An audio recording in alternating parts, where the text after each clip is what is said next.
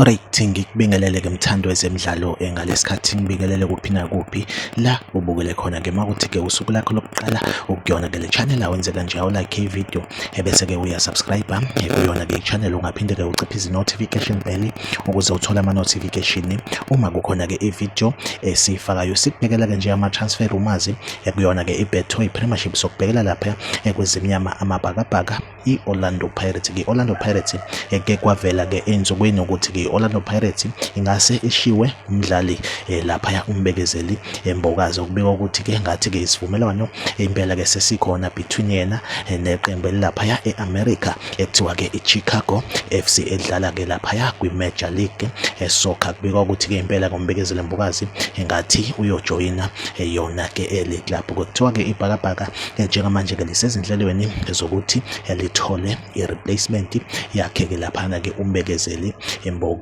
Ngokombiko kuthiwa ke umdlali weStellenbosch FC lapha uThabo Moloisane ke uyena ongase ke avale le ndawo. Ngakolunye uhlangothi kuthiwa ke iOrlando Pirates isisubmithile i-offer futhi ke lapha kwiqembu elikhona kwiBetway Premiership lapha iMarumo eGallants ke ifuna ke umdlali ke futhi lapha uMpho Jabatsane yena ke futhi ke oyi left center back. Kubonakala engathi ke yena ke udlala ke iposition efanayo neka Mbekezeli Mbokazi, umfana ke odlala kahle kakhulu lo uyamaka ustrong, ubonakala ke efit ukuthi ke engavala ke sona ke isikhala esakhe umbekezeli Mbokazi. Njengamanje ke ibona bobabili abadlali ke laba abalinkwa kuyona ke iOrlando Pirates ke uThabo Moloisane kanjalo noMpho Jabatsane from lapha ke iMarumo eGallants. Ke lokho singakulindela ngaso kwesikhathi ke sewindi lama transfers ngenyanga kaJanuary. Ke yona update engiphethe njengamanje, like i-video usubscribe